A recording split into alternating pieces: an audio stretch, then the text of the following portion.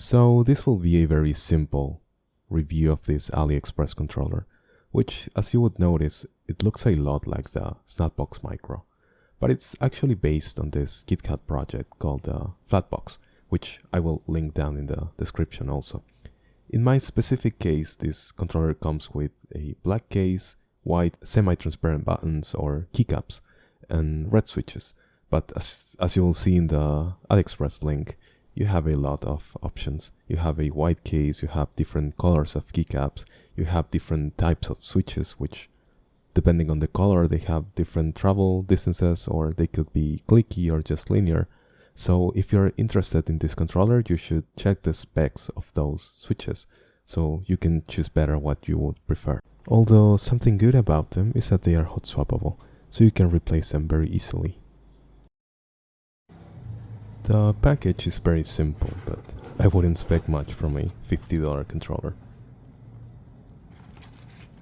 It comes with the USB cable, which is USB-C, so that's cool. It comes with this tool to remove keycaps and switches, and it also includes 2 spare keycaps.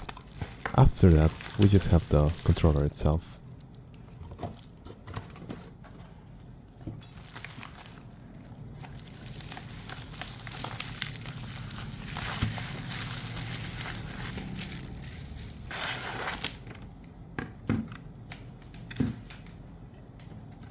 As you can see, the controller is very small, it's very compact, and it's also very slim, so that makes it comfortable to use on top of the desk.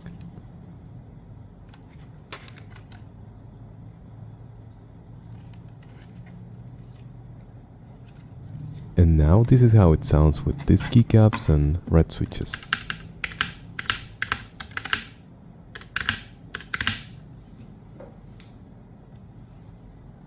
And now this is a comparison with another controller, one that I've built before. It's a bit more homemade, let's say. It has Sanwa buttons and a Brook PCB, but it's the 0Pi, so it's the cheapest one. Sensations wise, the Aliexpress one doesn't actually feel like it's slower or that it has more delay or that it takes more time to process the inputs or anything like that. What feels different is the travel distance. In the Aliexpress one, I feel like I have to press a bit further down for the inputs to come out. But that also depends on the switch that you chose, because like I said, different colors have different travel distances. And this is how you would remove keycaps and switches using that tool that comes in the box. And as you can see, it is really easy, so there's not much about it.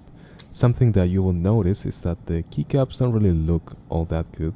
You can feel the imperfections, the 3D printing, but it's not something that will bother you when you're playing. It's more something that just doesn't look right. But something good about it being based on the GitHub project is that you can buy Flatbox keycaps and you can replace them with no problems because they are the exact same size, so they will fit. And as you can see, the switches are hot swappable, so you can replace them with the same switches, or you can change the type of switches to another one that you like, and you don't need to solder or anything like that. You just remove the old one and push the new one there.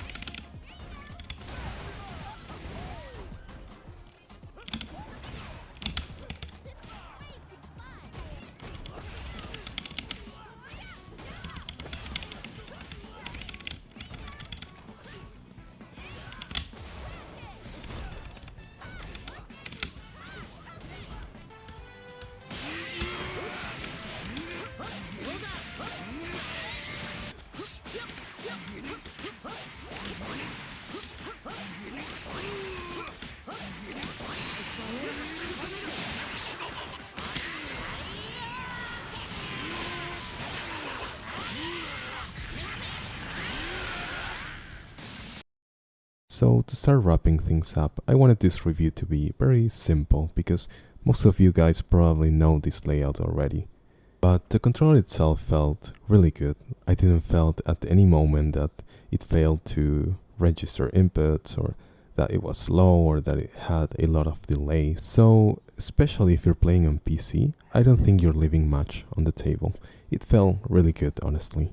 These buttons here were a bit more hard to reach, a bit more uncomfortable to use, but it wasn't all that bad, and also they aren't very essential for the gameplay. I really like that it's so slim that you can use it on top of the desk, like a keyboard, and it feels a bit more ergonomic than using it from your lap. I also like that it's USB-C. I didn't even have to use the one that came in the box, I used my phone's cable. And the materials, yeah, they aren't good. Like, you can notice the keycaps plastic, the case plastic, you can notice the 3D printing, they don't have a very good finish. So if you're looking for something that looks good, that looks nice, I wouldn't choose this controller, to be honest. But if you just want to play, I think it's really good for the price, especially if you're playing on PC. Now, to really wrap things up, I'm gonna say 2 bad things and 3 good things about the controller. The first bad thing is the compatibility, because you can't play on PS5 directly. You need something like a Wingman FGC, or it might be better to just buy a PS5 compatible controller like a Snackbox Micro or another controller. The second bad thing is, like I was saying, the materials, the aesthetics, it doesn't really look good. Even if you try to put stickers on it, it might not look as good as other controllers. Now, onto the good things. The first thing is the gameplay, because it feels like a more expensive controller, or it doesn't feel like you're sacrificing a lot for how little you're paying. The second good thing is the price, because it's $50.